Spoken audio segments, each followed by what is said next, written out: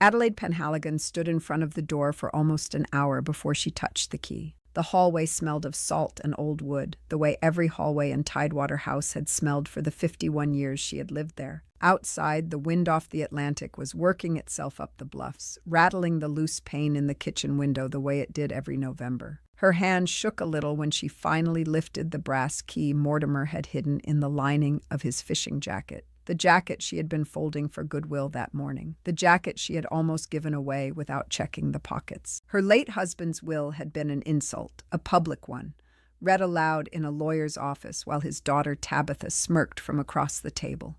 The estate, the investment accounts, the Boston condominium, the small portfolio of rental properties in Portsmouth, all of it went to Tabitha.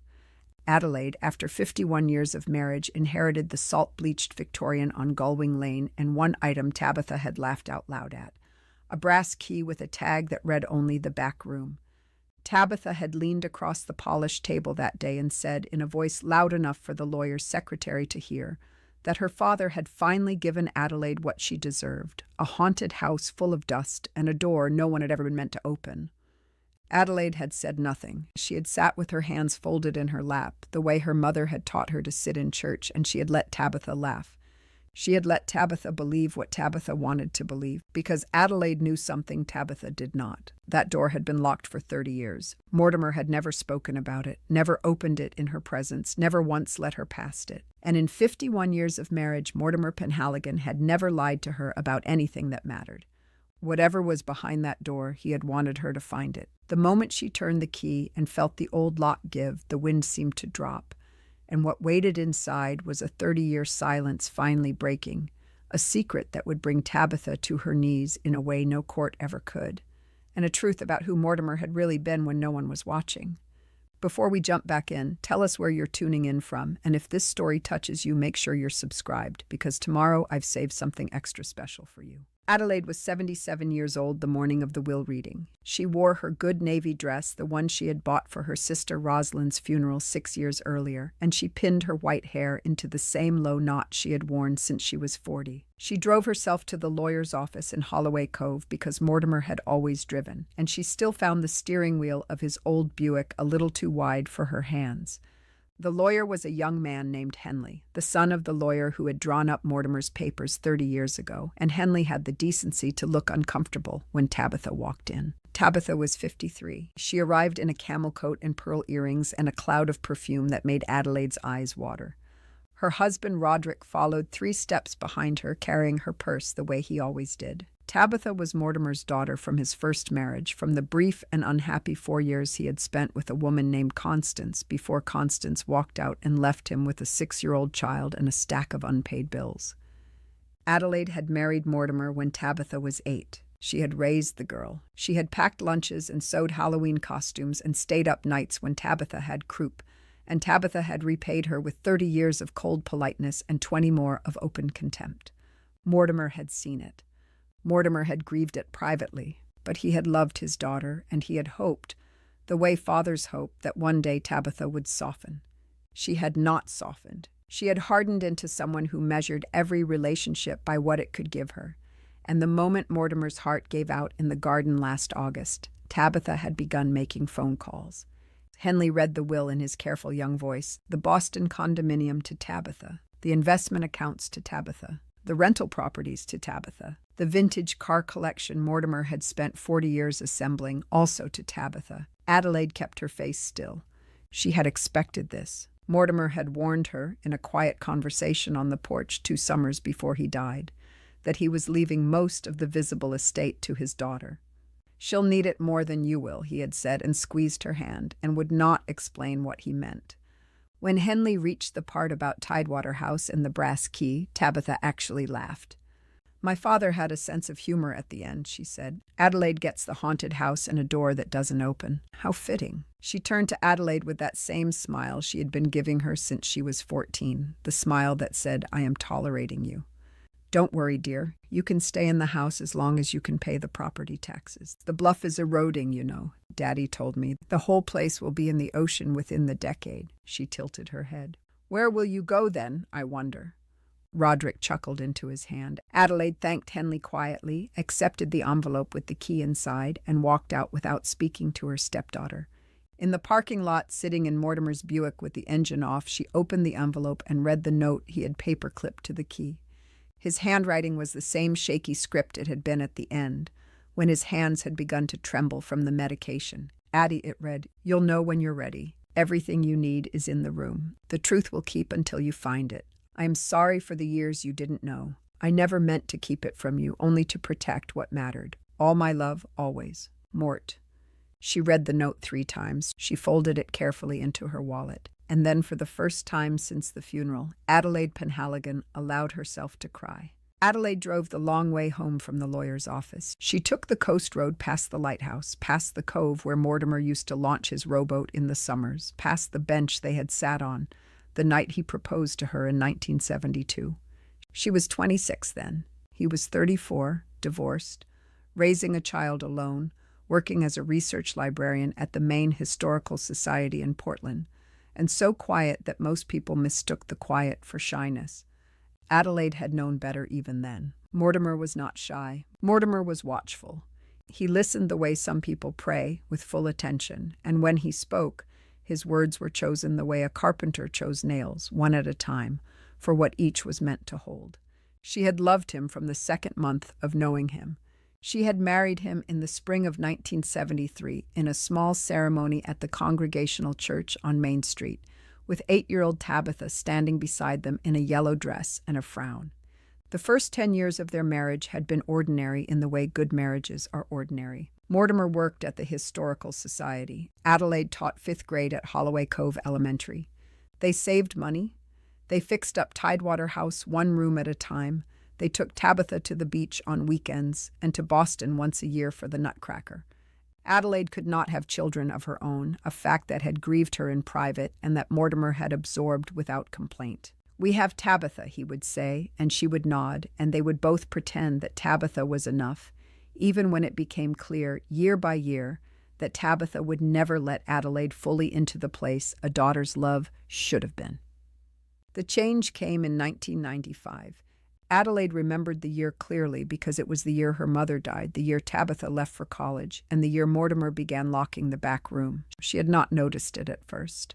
The room had always been Mortimer's study, a small square room on the 2nd floor at the end of the hall, with 1 window facing the sea and 1 wall of bookshelves he had built himself. He used it for his research. He kept his typewriter there, and later his computer, and a filing cabinet full of papers from the Historical Society. Adelaide had gone in and out of the room freely for 22 years. She had brought him tea. She had vacuumed. She had borrowed his stapler. Then one evening in September of 1995, she had gone upstairs to call him for supper, and the door had been closed. She had tried the handle, and it had not turned. She had knocked, and Mortimer had opened it from the inside, and his face had a look on it she had never seen before, something between fear and apology. He had stepped out into the hallway, pulled the door shut behind him, and locked it with a key he had taken from his pocket. "Addie," he had said, "I need to ask you something, and I need you to trust me." She had waited. "I'm going to keep this room locked from now on. I'm not going to tell you why. I'm going to ask you, please, never to ask me. I'm not having an affair. I'm not in any trouble. I'm not hiding anything that would hurt you. But there are things in this room that aren't mine to share, not even with you. Can you live with that?" Adelaide had looked at him for a long moment. She had been 49 years old. She had been married to him for 22 years. She had known the cadence of his breathing in his sleep and the way he hummed when he was working through a problem and the small scar on his left thumb from a fishhook in 1981. She had known him. "Yes," she had said. "I can live with that." He had kissed her forehead. They had gone downstairs and eaten supper, and Adelaide had never asked him about the room again. She had wondered, of course, sometimes in the years that followed. She had wondered if he was writing a book he was ashamed of, or keeping correspondence with an old lover, or hoarding something embarrassing the way some men hoarded pornography or gambling slips. She had considered all the ordinary betrayals. None of them fit. Mortimer came home every night. He took her hand at the dinner table. He left her notes in her lunch bag well into her 60s when she retired from teaching. He made love to her on Sunday mornings the way he had since they were newlyweds. Whatever was behind that door, it was not another woman, and it was not a man either. She would have known. A wife of 22 years knows, so she let it be. She let the door stay locked. For 30 years she walked past it on her way to the linen closet, and she did not turn the handle, and she did not press her ear against the wood, and she did not even once search his pockets for the key. He went into the room 3 or 4 times a week, usually in the evenings, sometimes for an hour, sometimes for 4. He came out tired. He came out occasionally with red eyes, the way a man comes out of a long phone call with bad news. He never explained. She never asked. It was the one closed door in their marriage, and they had agreed in their wordless way that some doors could stay closed and the marriage would still hold. The night before he died, he had gone into the room one last time. He had stayed for nearly 6 hours. When he came out well past midnight, Adelaide had been awake, reading in bed. He had sat down on the edge of the mattress and taken her hand and said, "Addie, when I'm gone, you'll find a key. Promise me you won't be afraid of what's inside." "I'm not afraid of anything you've ever done," she had said. He had smiled, the slow, tired smile she had loved for 51 years. "I know," he had said. "That's why I married you." 3 weeks later, in the garden behind the house, weeding the tomato beds, Mortimer Penhaligon sat down on the grass and did not get up again. Adelaide found him at 4:30 in the afternoon, his hand still curled around a clump of basil, his face peaceful, as if he had only meant to rest a moment. That was August. It was now November. The key was in her hand. The door was in front of her, and after 51 years of marriage and 30 years of waiting, Adelaide Penhaligon was finally ready to learn what her husband had been protecting. She turned the key. The lock turned more easily than Adelaide had expected. There was a soft click, the sound of a mechanism that had been oiled and maintained, not the dry scrape of something neglected. Mortimer had been taking care of this lock. The thought caught her in the chest before the door had even opened. She pushed it open slowly. The hinges were silent. He had oiled those too. The first thing she noticed was the smell. Not dust, not mildew, not the closed-up staleness she had been bracing for. The room smelled of cedar and clean paper and a faint trace of something chemical that reminded her of the photo lab at the high school where she had volunteered as a chaperone in the 1980s. It was the smell of a place that had been used, and used carefully, for a very long time.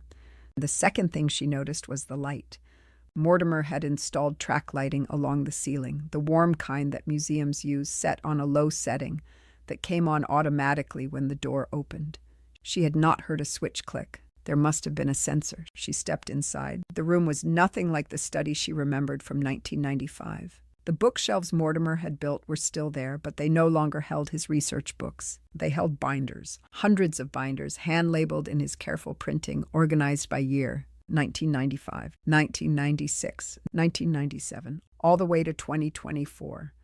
The shelves on the opposite wall held something stranger, a system of small archival boxes, each labeled with a number and a code she did not recognize. The filing cabinet she had vacuumed around for years had been replaced by 4 taller cabinets, all locked, all bearing the same brass keyholes. A long work table ran beneath the window, and on the table sat a computer she had never seen him buy, a flatbed scanner, a magnifying lamp, and a small leather notebook lying open as if he had stepped away from it for a moment. Preparing and narrating this story took us a lot of time, so if you are enjoying it, subscribe to our channel. It means a lot to us. Now back to the story. Adelaide walked to the work table first. Her legs felt heavy, the way they had felt at the funeral, a body refusing to believe what the mind already knew. She picked up the leather notebook. The handwriting was Mortimer's, the same shaky script from his last years. October 14th, 2024. Case number 2847. Clarissa M., adopted Bangor, 1962, biological mother located, Glens Falls, NY, letter mailed today. God willing, an answer by month's end. She read it twice. The words made sense individually. Together they did not. She turned the page. October 21st, 2024. Reply from Glens Falls. Mother deceased, 2019. Sister located, willing to make contact. Have forwarded contact information to Clarissa. This one will land softly, I think. She turned another page. November 2nd, 2024. Clarissa called. She wept on the phone. She has a sister. She is 62 years old and she has a sister. I told her her mother had searched for her every year on her birthday. It was true. The records showed it. May this be enough. May this be the gift her mother could not give her in life. Adelaide set the notebook down. Her hand was trembling. She turned to the bookshelves and pulled out a binder at random, 2003. She opened it on the work table. It was a case file. The first page held a photograph of a woman in her 40s, paper-clipped to a typed biography. Below the biography, a handwritten genealogical chart traced the woman's biological family back 4 generations. Birth records, hospital records, sealed adoption documents that should not have been in a private home, letters, photographs of strangers who shared the woman's eyes. The last page in the file was a photocopy of a Christmas card. The handwriting on the card was unfamiliar. "Dear Mortimer," it read, "I cannot put into words what you have given me. I met my mother last week. She is 81 years old, and she has been waiting for me my entire life. I will never know how to thank you. Please accept the enclosed donation toward your continued work. With everything I have, Margaret." Adelaide closed the binder. She stood in the room and let her eyes travel across the shelves. 29 years of binders. Hundreds of them. If each binder held even 10 cases, Mortimer had reunited thousands of people. Thousands of adopted children with their birth families. Thousands of mothers who had given up babies in eras when the records were sealed and the laws made finding them almost impossible. He had done it from this room. From a room in their house. While she had been in the kitchen making supper, while she had been grading 5th-grade essays at the dining room table, while she had been believing that her husband was a quiet, retired librarian who tinkered upstairs in the evenings. She walked slowly along the shelves. She found a section of the wall she had not seen at first, a corkboard mounted between 2 of the cabinets. The corkboard was covered in photographs, dozens of them, snapshots and Polaroids and printed digital pictures, all showing the same kind of scene. 2 people meeting. 2 people embracing.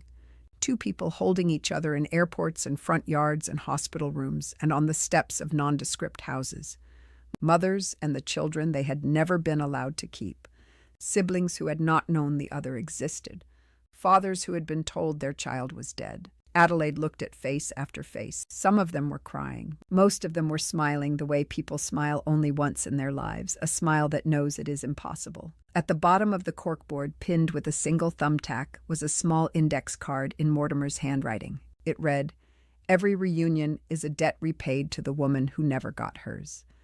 Ma nachted as sobers ors, MP, 1995.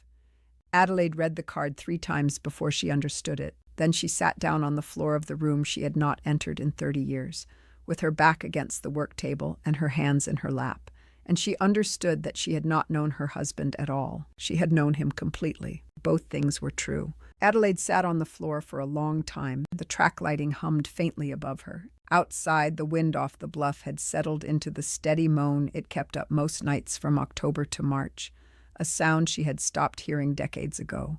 She listened to it now. She listened to her own breathing. She tried to make her mind hold the shape of what she had just learned, and her mind kept slipping off it, the way a hand slips off a doorknob when the hand is shaking too hard.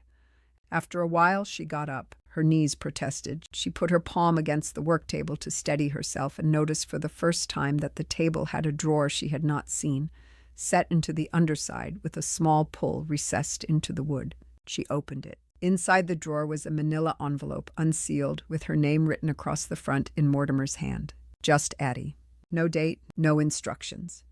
She lifted it out and carried it to the upholstered chair he kept in the corner of the room, the one she had not noticed when she first walked in because it had been turned to face the bookshelves, as if he had spent his evenings sitting there reading through his own work. She sat in the chair and opened the envelope. It held 3 things. A letter to her, 10 pages long, in his shaky last-year handwriting. A photograph she had never seen of a young woman holding a baby in front of a brick building, and a small newspaper clipping, yellowed and folded into a square no bigger than a playing card. She read the letter first. "Addie, my love, if you are reading this, then I am gone, and you have found the room, and you have started to understand what I have been doing. I am going to try to explain it to you the way I should have explained it 30 years ago. I was a coward then. I hope you will forgive me for the cowardice and not for the silence, because the silence I would do again. There were people whose lives depended on it. You knew my mother died when I was 11. You did not know that she was not my biological mother. The woman who raised me, the woman whose grave we visit in Augusta, was my adoptive mother. Her name was Eleanor Penhaligon, and she was the kindest woman I have ever known besides you. She told me when I was 9 that I was adopted, and she told me she did not know who my biological mother was, because the records had been sealed in 1939 and the agency that handled my adoption had burned in a fire in 1952. She told me she was sorry. She told me she loved me. She told me if I ever wanted to look, she would help me look. I never looked, not while she was alive. It felt like a betrayal of the only mother I had ever known. After she died, I tried, and I ran into the same wall every adopted person of my generation ran into. Sealed records. State laws written to protect the privacy of mothers who in many cases had never asked for that protection, who had been told by social workers and clergymen and their own families that they had no choice. I spent 20 years trying to find the woman who gave birth to me. I found her in 1994. She had died in 1991. She had spent 43 years writing letters to an adoption agency that no longer existed, asking if her son was alive. The letters were in a box in her sister's attic. Her sister gave them to me. I read every one of them on the train back to Maine. That is when I started the work. I could not get my own reunion, but I could give other people theirs. I had the research training. I had the patience. I had the access through the Historical Society to records most people could not reach. I had a small inheritance from Eleanor that paid for the early years. By the time the inheritance ran out, the people I had helped were sending donations, and the work paid for itself. The reason I never told you, Addie, the reason I locked the door, it was never about you. It was about them. The people who came to me came in confidence. The biological mothers, especially, were often terrified. Many of them had never told their husbands. Many of them had been told by their own families that the child had died. To do this work, I had to promise absolute confidentiality, and I could not promise that, and also tell my wife. Even a wife I trusted with my life, especially a wife I trusted with my life. Because if anything ever happened, if any of these cases ever went to court, I wanted to be the only person who could be subpoenaed. I should have told you anyway. I see that now. I see it because I am dying and there is no one else to carry this work, and the only person I trust to carry it is you. The room is yours. The cases are yours. The decisions about what to do with them are yours. There is also money, Addie, a great deal of it. Tabitha did not get the visible estate by accident. She got the visible estate because the real estate was in this room, and I was not going to let her have it. I will explain that on the next page. Adelaide turned the page. The donations have been coming in for 30 years. I never spent them on myself. I invested them. The account is at Bay State Mutual under the name of the Penhaligon Reunion Trust, and you are the sole trustee. As of last month, it held just over $14 million. I am sorry I never told you. I am sorry you spent 30 years thinking we lived close to the edge. We did not live close to the edge. We lived where we did because I wanted you to know me as a man, not as a man with money, and because I was saving every dollar of it for the work and for you. She put the letter down. She picked up the photograph. The young woman holding the baby looked perhaps 19.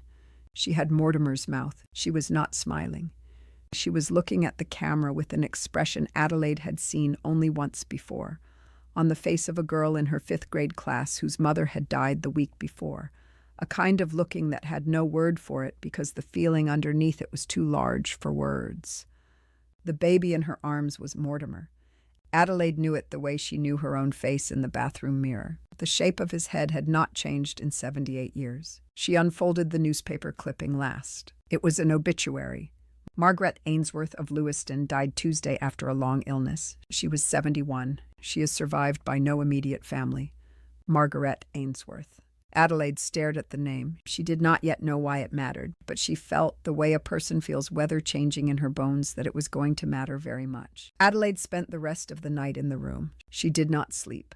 She made herself a pot of tea around midnight and brought it upstairs in Mortimer's old thermos, the one with the dent in the lid from the time he had dropped it on the rocks at Pemaquid Point in 1987. She sat in the upholstered chair with the thermos at her feet and she read. She read the binders in chronological order, starting from 1995. She read about a woman named Helen who had given up a baby in Bangor in 1958 and had been told by the hospital that the child was stillborn. The child had been very much alive, adopted by a family in Vermont, and had grown up to be a pediatric nurse named Joyce. Mortimer had reunited them in 1996. Helen had lived another 4 years after meeting her daughter. Joyce had been holding her hand when she died. She read about a man named Theodore who had been left at a fire station in Portland in 1944 with no name and no papers, and who had spent 51 years believing he had no people in the world. Mortimer had found his birth mother's family in 1997. The mother was dead, but Theodore had 3 half-sisters in New Hampshire who had grown up hearing whispered stories about a baby their mother had lost in the war. They had never stopped looking. The reunion had taken place in a diner in Concord. There were photographs of it pinned to the corkboard. Theodore was wearing a tie.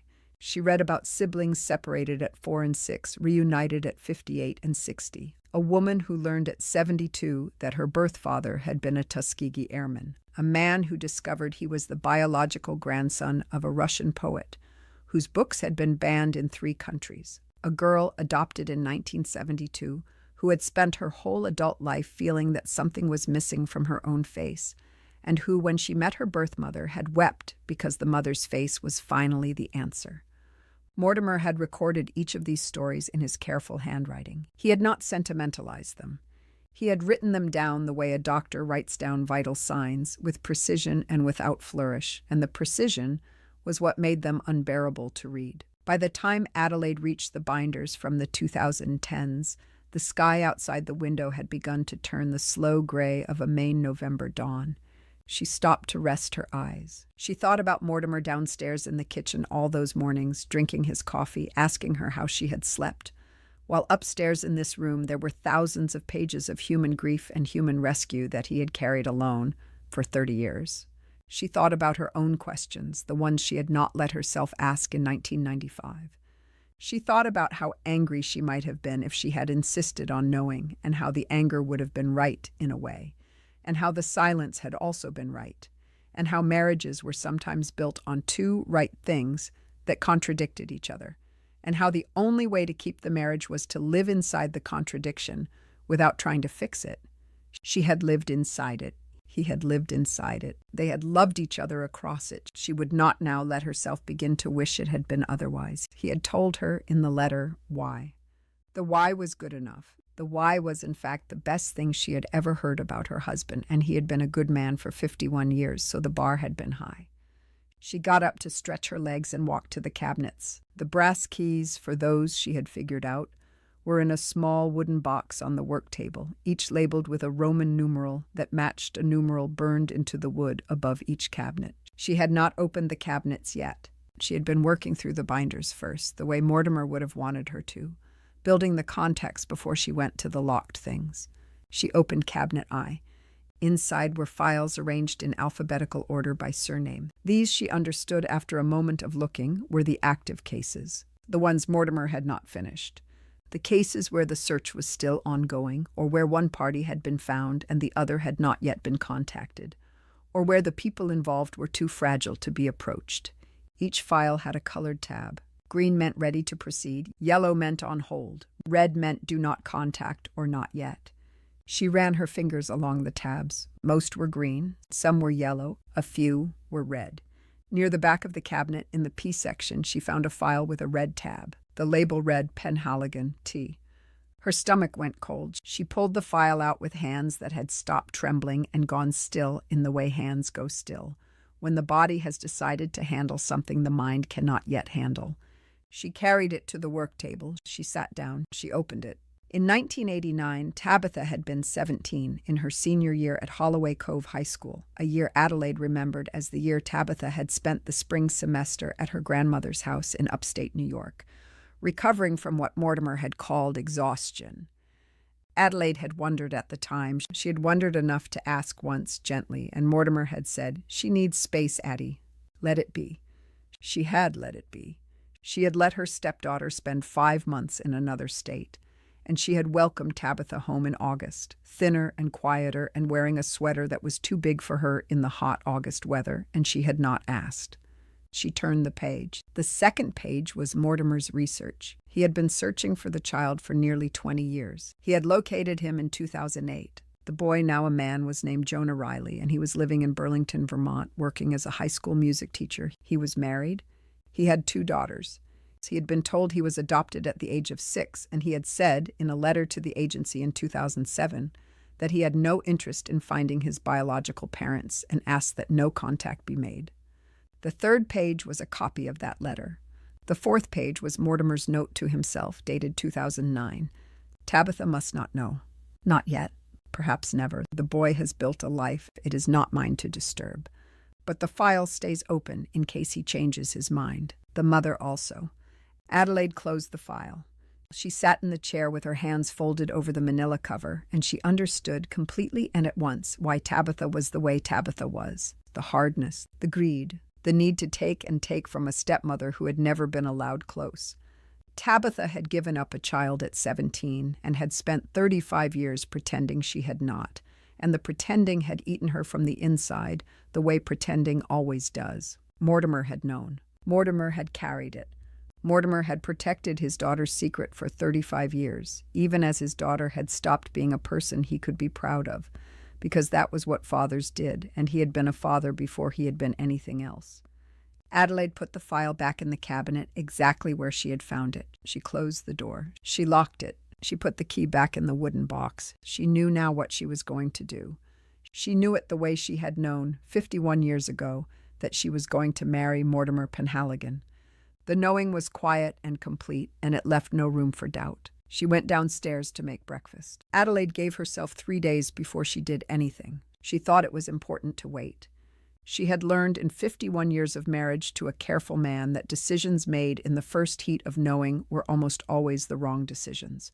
Mortimer had taught her to sleep on things. He had taught her that the truth did not change overnight, and neither did the right response to it, and a person who waited 3 days before acting was almost always more useful than a person who acted in 3 hours.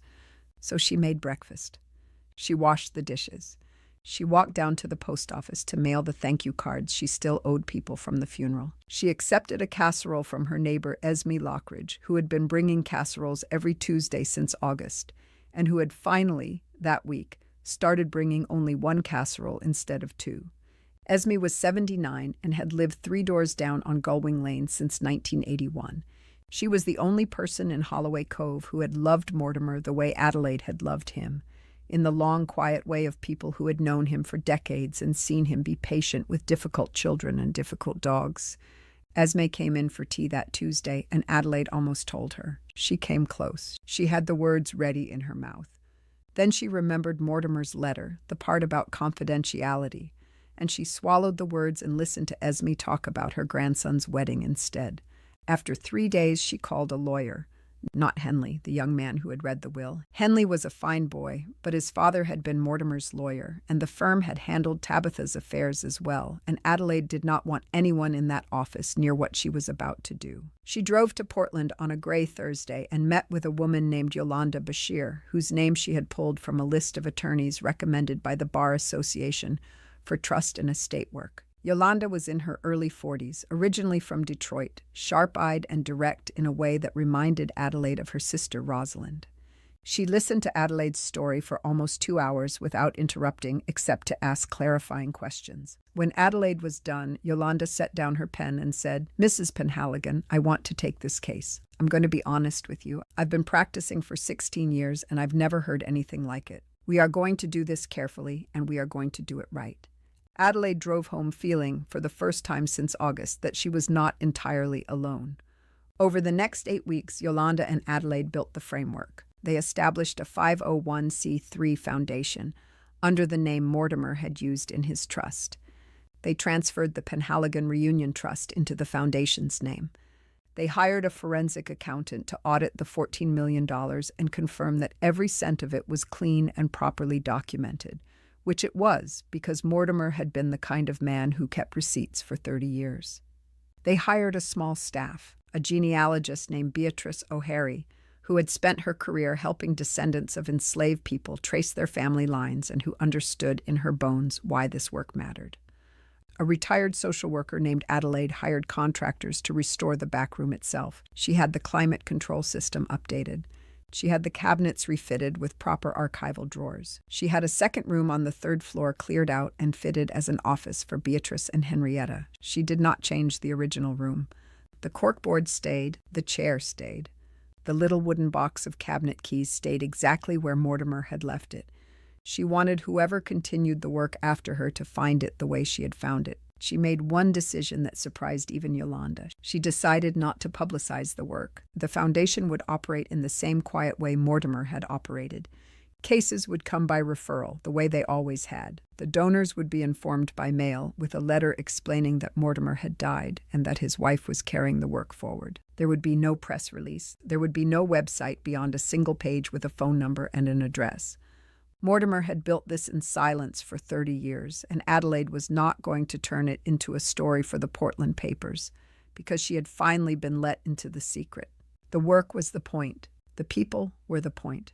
Her own vindication was nobody's business. She did, however, make one preparation that was not about the work. She had Yolanda quietly compile a complete copy of the Tabitha file, including all of Mortimer's research, the hospital records, the relinquishment papers, the correspondence with the agency, and the photograph of Jonah Riley that Mortimer had obtained in 2008. Yolanda had the copies notarized and placed in a safe deposit box at a bank in Boston, with instructions that they were to be released only on Adelaide's written word or in the event of her death. The original file stayed in Cabinet Y, exactly where Mortimer had left it. Adelaide did not intend to use it, but she had been raised by a woman who had taught her to know where the door was before she walked into a room, and she was not going to be a woman who walked into a confrontation with a person like Tabitha without knowing where the door was. The first sign that Tabitha was coming arrived in the third week of January, a registered letter from a law firm in Boston, demanding an inspection of the property under a clause Tabitha had apparently dug up in some old document related to the original purchase of Tidewater House in 1969. The clause was nonsense. Yolanda dismissed it in a one-page response, and Adelaide heard nothing more for 2 weeks. The second sign came in early February. An assessor from the county arrived unannounced one morning, claiming that Tidewater House had been flagged for a structural review related to coastal erosion. Adelaide, who had lived on the bluff for 51 years and watched the same 10 feet of dune line come and go with the seasons, knew exactly who had flagged it. She let the assessor in. She made him coffee. She walked him through the house with the calm of a woman who had nothing to hide and everything in order, and she watched his face go from official to puzzled to slightly embarrassed as he realized that the house was in better structural condition than half the homes in Holloway Cove. He left without filing a report. The third sign came on a Saturday morning in late February. Adelaide was in the kitchen, peeling apples for a pie she had no intention of eating alone, when she heard a car coming up Gullwing Lane. She knew the sound of the engine before she looked out the window. Tabitha had arrived. Tabitha had not driven herself. Roderick was at the wheel of the silver SUV, easing it up the gravel drive with the careful slowness of a man who was used to being told he was doing things wrong. Tabitha sat in the passenger seat with her phone in her hand, already typing something, already preparing whatever script she had rehearsed on the 4-hour drive up from Boston. Adelaide watched them from the kitchen window. She wiped her hands on the dish towel. She took off her apron. She walked to the small mirror in the front hall and looked at herself for a moment the way a woman looks at herself before a wedding or a funeral or a meeting she's been preparing for in silence for months. Her white hair was in its usual low knot. She was wearing a charcoal cardigan and a wool skirt and the small pearl earrings Mortimer had given her on their 25th anniversary. She did not put on lipstick. She did not change her clothes. She wanted Tabitha to see exactly the woman Tabitha had spent 35 years dismissing, and she wanted Tabitha to understand by the end of the next hour that she had never seen this woman at all. "You've redecorated." A little. That must have been expensive." It was. Tabitha sat down on the settee. Roderick stood by the window. Adelaide poured the coffee into the good china and handed Tabitha a cup. She did not pour one for Roderick. He had not asked. "Adelaide," Tabitha set her cup down without drinking, "I'm going to be direct with you. The house is too much for you. You're 77 years old. The bluff is unstable, whatever your assessor said. I've spoken to a developer in Boston who is willing to make a generous offer for the property. We can have you settled in a very comfortable assisted living community in Portland by spring. I'll handle everything. You won't have to lift a finger." "That's kind of you," Adelaide said. Tabitha blinked. She had been expecting resistance. The mildness threw her. "I want you to understand," she went on, recovering, "that this isn't a request. The structural review is going to come back negative. It's only a matter of time. I'd rather we handle this between family before it becomes a public matter. I see. Daddy would have wanted you taken care of. Yes, Adelaide said. He would have. Tabitha leaned forward. She was warming to her own performance. Adelaide, I know we haven't always been close. I know I've been hard on you sometimes. I want you to know that I'm trying to do right by you here. This is me being generous. The house is worth maybe $400,000 on a good day. The developer has offered $6. I'll see that you get $150 of it as a goodwill gesture. You can live very comfortably on that. Adelaide set her coffee cup down carefully on the saucer. Tabitha, she said, I'd like to show you something. She stood. Tabitha stood too, more slowly, suspicion gathering in her face. Roderick did not move from the window. Adelaide led Tabitha out of the parlor, across the front hall, up the stairs. She walked at a pace that did not hurry. Tabitha followed. They reached the second floor. They walked down the long hallway, past the linen closet, past the bedroom Tabitha had slept in until she was 18, all the way to the end of the hall, to the back room. Daddy's old study, Tabitha said. Her voice had changed. The hall light caught something in her eyes that Adelaide could not read. He kept it locked. He never let anyone in there. He let one person in, Adelaide said, after he died. She took the brass key out of her cardigan pocket. She unlocked the door. She opened it. The track lighting came on automatically.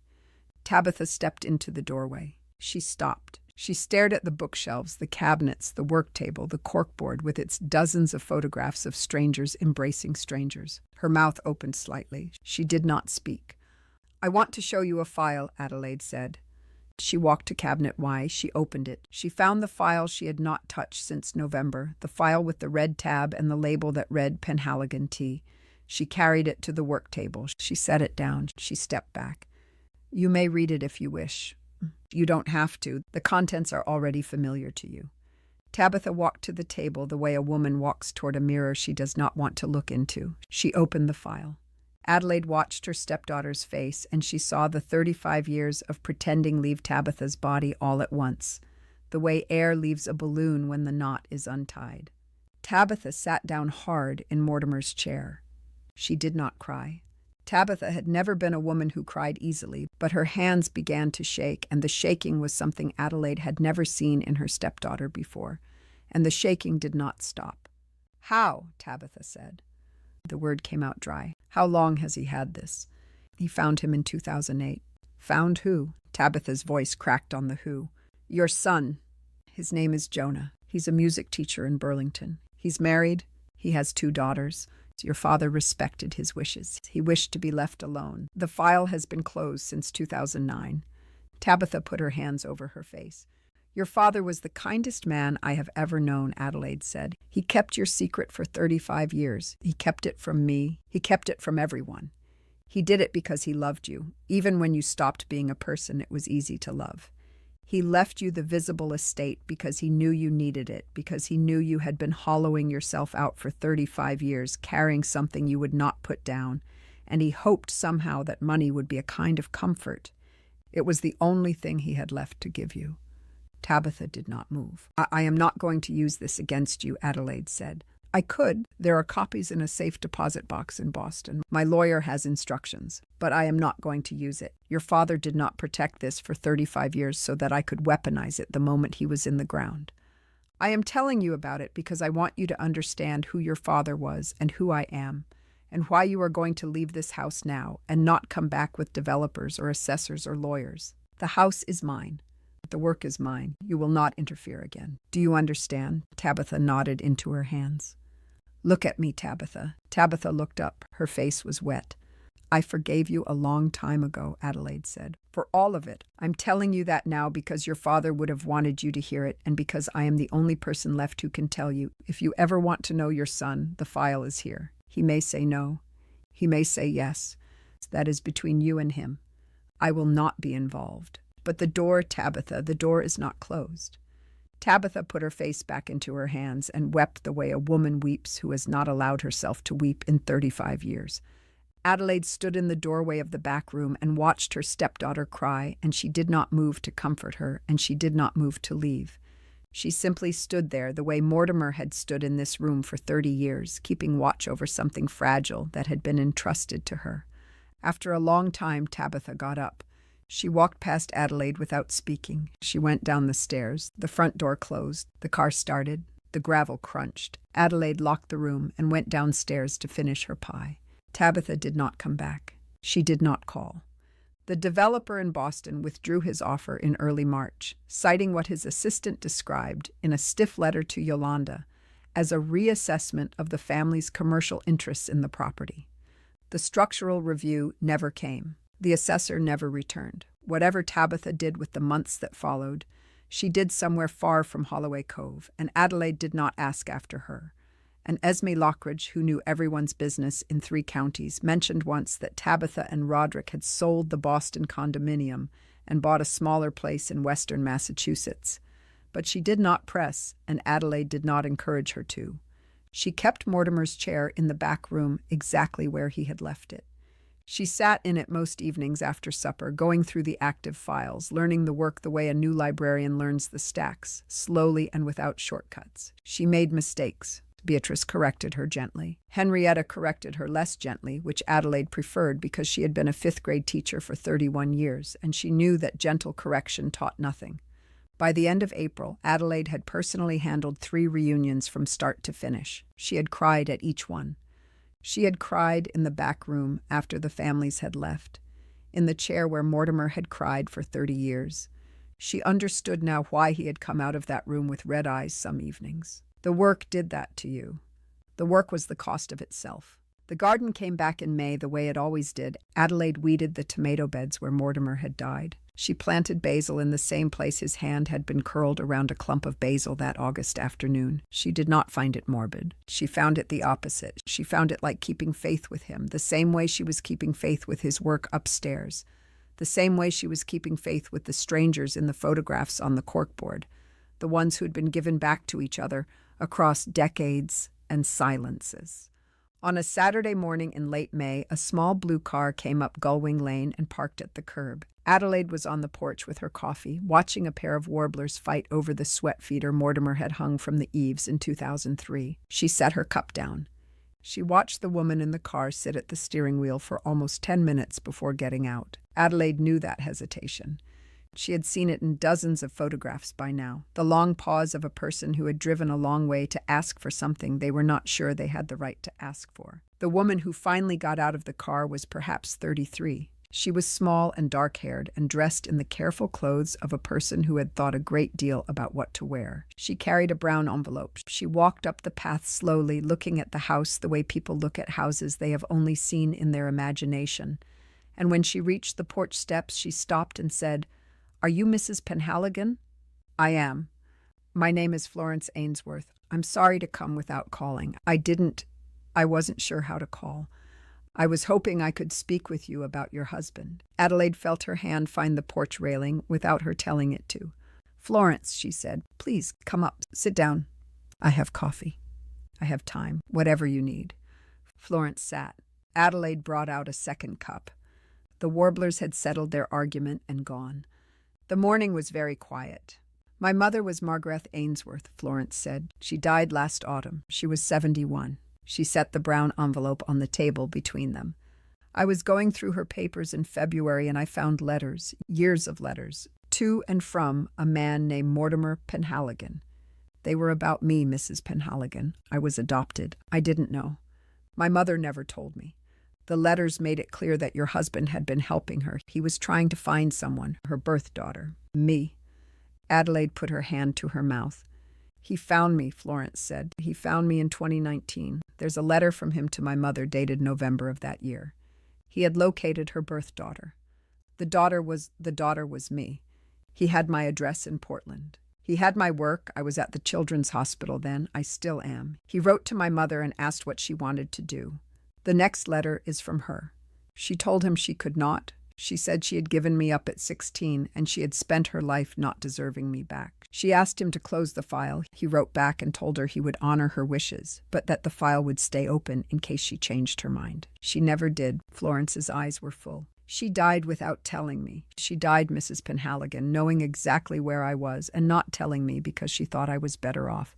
"Oh, Florence." "My husband died last August," she said. "I'm so sorry. You came too late to thank him in person." Florence's face fell, but only briefly. She nodded the way a woman nods when she has already prepared herself for an outcome she did not want. "But I can tell you about your mother," Adelaide said. "I can show you his file. He kept everything. He always kept everything. There are photographs in there I think she sent him over the years. There are her letters. There are notes he made in his own hand about her, about the kind of woman she was, because he met her, Florence. He met her twice.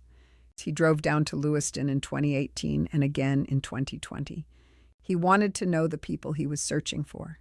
He believed they deserved that much. Come inside. Come upstairs. Let me show you who your mother was." Florence wept the way the people in Mortimer's photographs wept.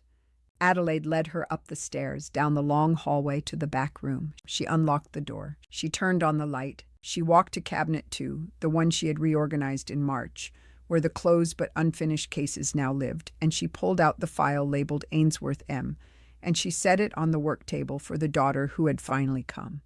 She left Florence alone in the room with her mother's papers. She went downstairs to put on more coffee. She sat in the kitchen and she looked out the window at the garden Mortimer had loved, and she let the long quiet of the house hold her, the way it had held him, the way it would hold whoever came after her. She had been given a locked door and an insulting inheritance. She had found behind that door a man she had loved completely without knowing him completely, and a body of work that had quietly mended thousands of broken things in the world while no one was watching, and a way of being a wife that was bigger than she had understood being a wife could be. Tabitha had wanted her dismissed. Mortimer had wanted her trusted. The trust had been the larger thing, and the trust had outlasted the dismissal, and that Adelaide thought was what 51 years of marriage had been for, to teach her what to do with the trust when it finally arrived. Upstairs, Florence was still in the room. Adelaide could hear very faintly the sound of a woman crying over papers her mother had touched. She let her cry. She sat in the kitchen and waited, the way Mortimer had taught her to wait. And she thought that the dead are not gone if their work continues, and the living are not alone if they pick that work up. And the silence between two people who have loved each other well is sometimes the loudest answer a marriage can leave behind. She poured a second cup of coffee for Florence and started up the stairs. Up next, you've got 2 more standout stories right on your screen. If this one hit the mark, you won't want to pass these up. Just click and check them out. And don't forget to subscribe and turn on the notification bell so you don't miss any upload from us.